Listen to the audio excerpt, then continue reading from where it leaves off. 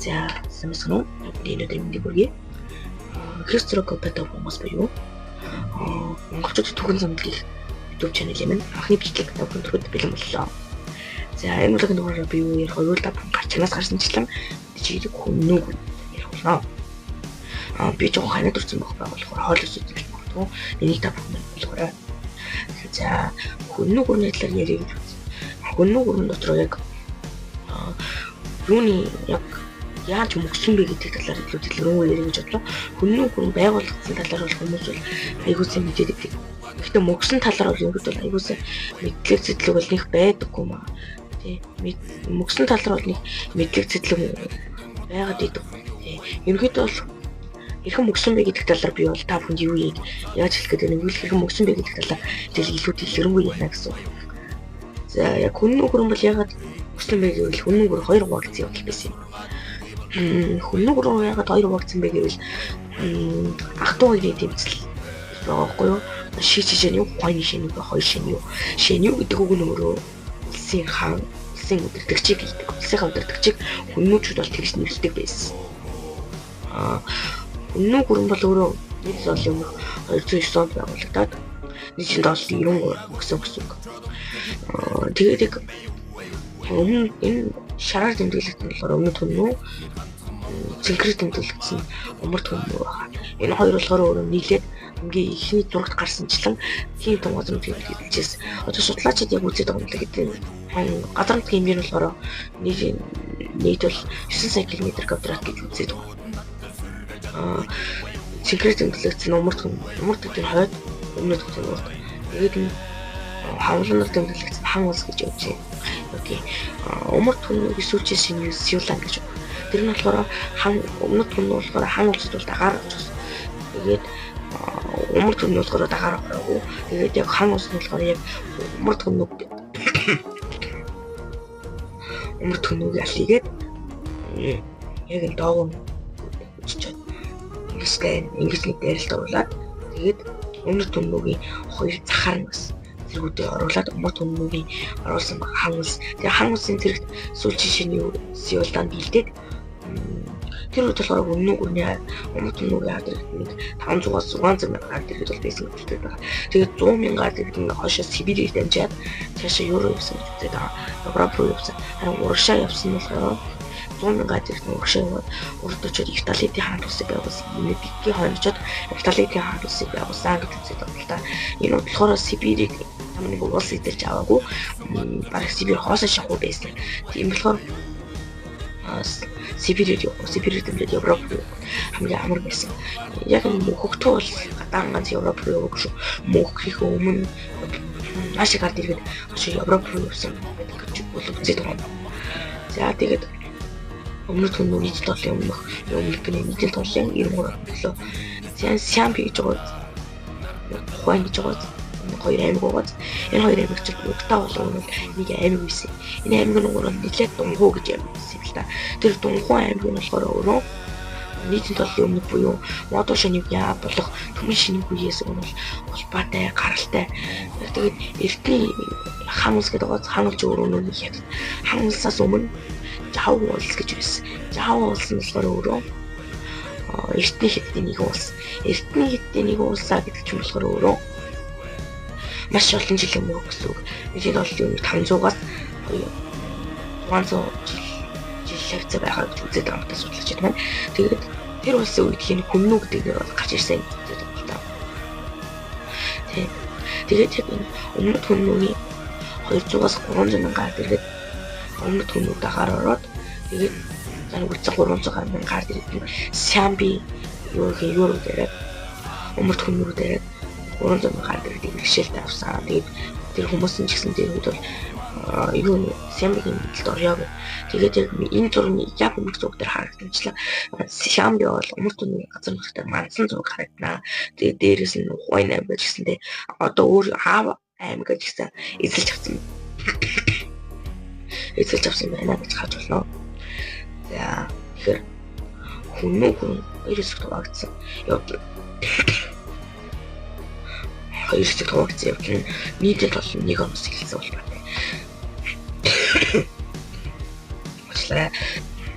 хариад хүрсэн.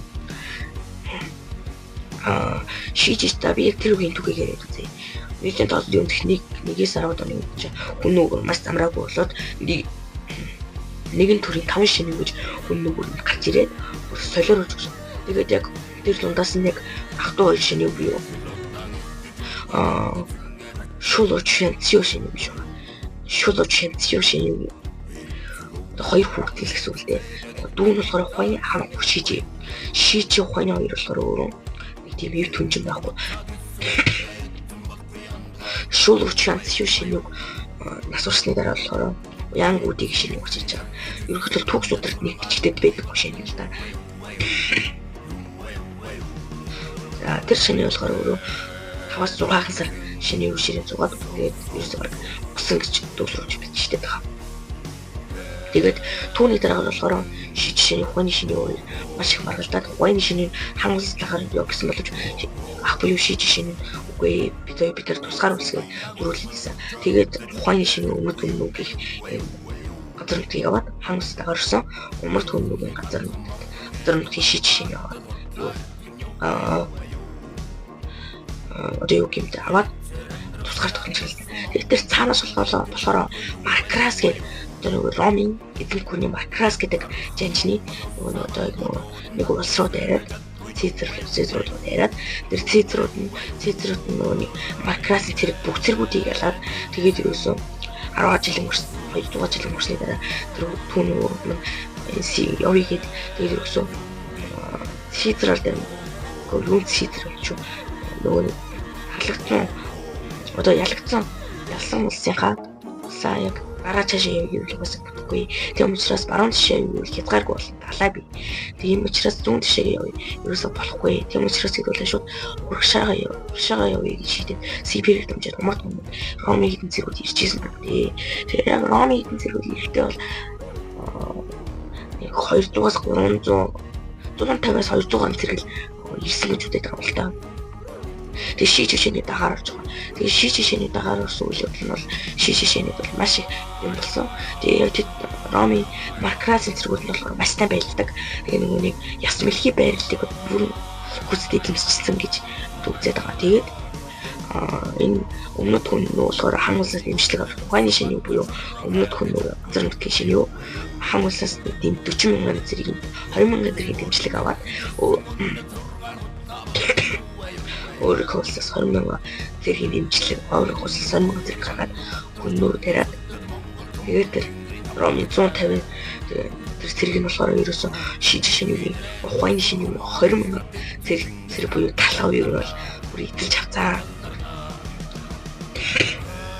Алаа яс мэлхий байрлалаа бүр алж авцаа гэдэг байгаа. Тэгээд эцэст тэр Ромын зэргүүдийг бүгдийг нь баривчлаад одоо залуу шиж шинэ яах юм бэ? Ахыгаа алсан гэж үздэг. Тэгээд ганц баярлууштай зүйл нь хүн нь шиж шинэ асаад хойны шинэ ингээд бүхэл бүтэн том хүн нүг авч үлдэж чадсан гэдэг. Тэгээд түүний хойны шинээс нэг хойны шинэ хойны шинэ бүгдийг нь тэгээд хойны шинэ болохоор маш олон хатантай. Тийм учраас энэ хөдөлгөөний бүгд замраагүй. Тэгээд маш олон шинэ нарын дараа юу болж байгаа. Хүннүгрэн хан улсаас тусгаарлаж байгаа. Энэ бол ганц баярлал шүү дээ. Гэхдээ гэвч Ромын хуулсан байл нь за 20-30 жилийн дараа тэдний өргөд дахиад модалцаад нүгрэн дахин хоёр болж байгаа. Дахиж нийлгүйгээр хоёр хуваагдсан гэсэн үг. Тэгээд би бичлэгийн төгсгөлд яг очиод агуу Атилагааны үед болохоор нийтийн тооллын 320-онд Атилагааны үед хэрхэн юу байгуулж ирсэн бэ гэвэл одоо юу гэмтэй хүннүгүрнийг бол баг интэйгэд үзэхгүй хүннүгүрнийг Атилагаан бол дахин байгуулж чадсан. Тэрийг бол би бичлэгийн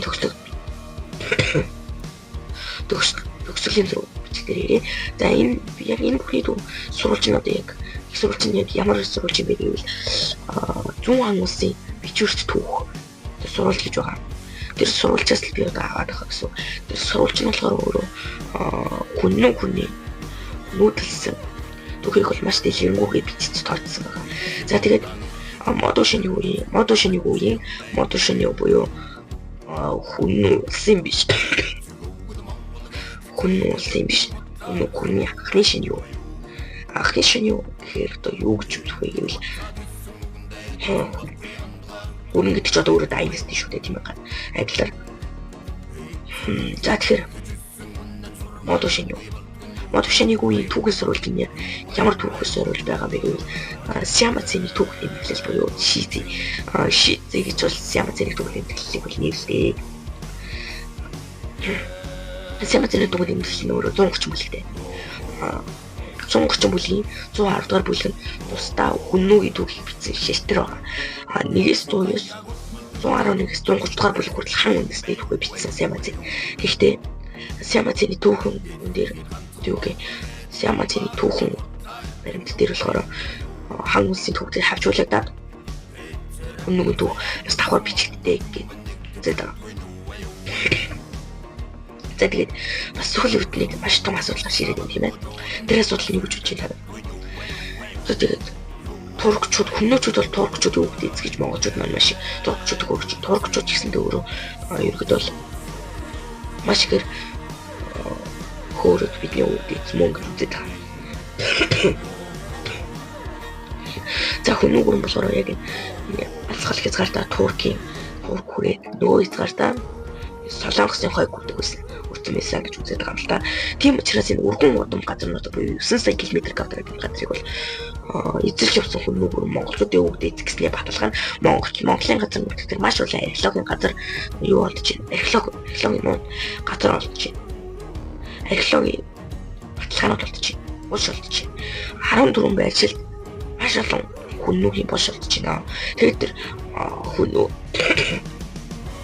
хүннүүгүрний булшиг ухаад үзмээр олдсон эдлүүлүүд нь болохоор монголчуудын одоогийн эмээл хазаа мазарт маш их дүүцээ яг адилхан шахуулдаг байна. Тэгээд яг өдөр булшнаас олдсон яснаас энэ хяад зүгүүд 65% яг тэмцсэн гэж гарч иж байгаа байхгүй юу? Яг 60%-аас дээш явах юм бол тэр дэнх яваад тэр 60 булшнаас олдсон ясна 60%-аас дээш одоо нөгөө үндэстэнтэй адилхан байх юм бол тэр үндэстний юу мөнгө өгдөц юм уу? Хэрвээ 65%-аас доош байх юм бол тэдний өгдөц биш ээ гэж хэлээд байгаа юм. Би яг энэ бичлэгийн төгсгөлд нотлохог нь оруулъя. Би мим маягаар бичсэн байна. Тэрийг яг оруулнаа. Тэгээд улснаас доош ухаад үзэнгүүд яг өрний имэйл хазаар монголчууд яг юу чанд хийжсэн гэдэг бүгд болохоор монголчуудын яг отооны солтыг мэдээд байгаа юм л та. Бас бидний хүннүүчүүд бидний үгдээ эзгэсний бас нэгэн баталгаа тамагч судлал байгаа юм л та. Археолог гэхээс тамагч судлал. Монголын хамгийн мундаг гэж хэлэхгүй буруу археологч мартлах судалгаа хийгээд явж байхад юу болсон гэж хүннүүгүрний тамга хатас биш. Зүгээр дардас биш. Тамгыг тамгын олсолтоо. Тамгын олсон нь болохоор бидний хувьд маш том олсон юм жил. Тэр тамгын судлаа шинжилгээд үзэж 13 дугаар зууны үеийн хааны тамгын бүтцтэй төстэй байсан. Хамтдаа. За тэгээд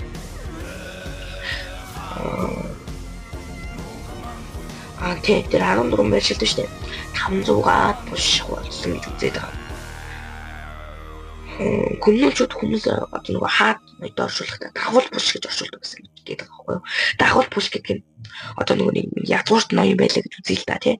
Язгуурт ноён байлаа гэхэд одоо нөгөө нэг зарц барлаг унжидэлж исэн морь адум одоо хонь бал гэд бүгдийг нь халаад тэр булшиг тойруулаад оршуулдаг гэсэн гэж үздэг байгаа. Сүүлийн үед бас нэгэн судалгаа гарч ирсэн. Гослов би нэрийг оруулж тагуулчлаа. Монголын хүннүүгийн булшиг анх малтаж үзэх юм байгаа юм л да. Тэр малтаж авсан анхны хүн болохоор тэр булшиг дотроос юу олж байгаа байхгүй юу?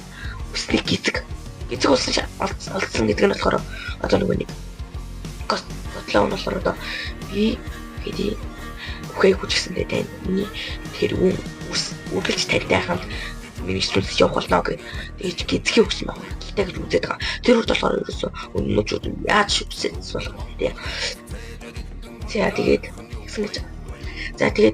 бас нэгэн баталгаа байна. өв соёл. Одоо Монголд одоо нэг бидний сүр ямар үндэстэн уртын дуу болдог вэ? Эдгээр монголчууд бол сонгодог хэлбэрээр болдуулдаг. Өчүүд бол сонгодог хэлбэрээр дуулсан. Аль өөрхөөж буюу монголчууд бид нар ч гэсэн дуулсан л байна. Сонгодог хэлбэрээр биш. Өөр хэлбэрээр дуулж байгаа улс үндэстэн бол байгаа. Гэхдээ өнөөчүүд бол сонгодог хэлбэрээр нь дуулдаг байсан. За тэгээд хүннүгийн нэг шинэ юу? Шинэ гэдэг үгийг ойлгож байгаа тийм. Хаан гэсэн. Шинэ гэдэг үгийн утга нь болохоор 2000 жилийн тэртээ хэл буюу шинэ юу? Бид нар 2000 жилийн тэртээ хэлийг одоо ерөнхийдөө бол харьцуулаад үзсэн маш их хэл зүйн утга маш их зөрүү гарна. 2000 жилийн тэртээ хэлийг бид нар одоо шийдэх гэж байвал хэнийг хүн илгүүллээ. Танаа бас бодчихсон баг. Яагаад шинэ гэдэг шиг байгаа юм бэ гэж бодчихсон баг. Тэ 2000 жилийн тэртээ хэлийг бид нар одоо хэлтэй дүүцлээд үзэх маш их хэлний утга зөрүү гарна гэж таасаа хэллээ. За тэгээс сонгодог хэлбэрээр монголчуудад дуулдаг. Хүннүгийн хэдний шинэ юу? Хоёр үнэтэй байсан. Тэр хоёр хүнж маш үзэхинтэй. Тэр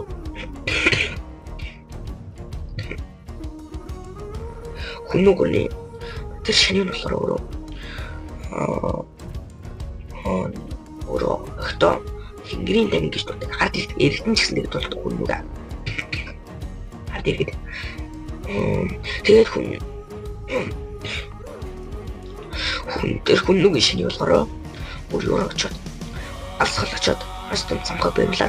Тэр хоёр өхнө гаргаад тавьчихсан юм байна. Тэр оройд нь хоёр өхнөө гаргаад тавьчихсан чинь 2-3 жил болоо. Эч нь хоёр өхнөө очиж авъя л да. Ингээл да тгий да. Тэгэл тогтооч авъя л да гэсэн чинь өнөө шинэ болоо гэсэн. Гаргаж авсан шалтгаан яг тогтоогоороо тавьчаад шинэ юм шигсэн. Би яаж хоёр өхнөө гих болсон. Тэнгэр минь өөр ав гэж хэлсэн гэж байгаа юм. За тэгээд 2-3 жилийн дараа нэгч дуу ирээ. Бичсэн чинь чам үрээрээс ухаас үз. Тэр тавхны доор тэгсэн чи их чинь түр би яаж чамтай хэллээ гэдгийгсэн. Тэнгэртээс угсан.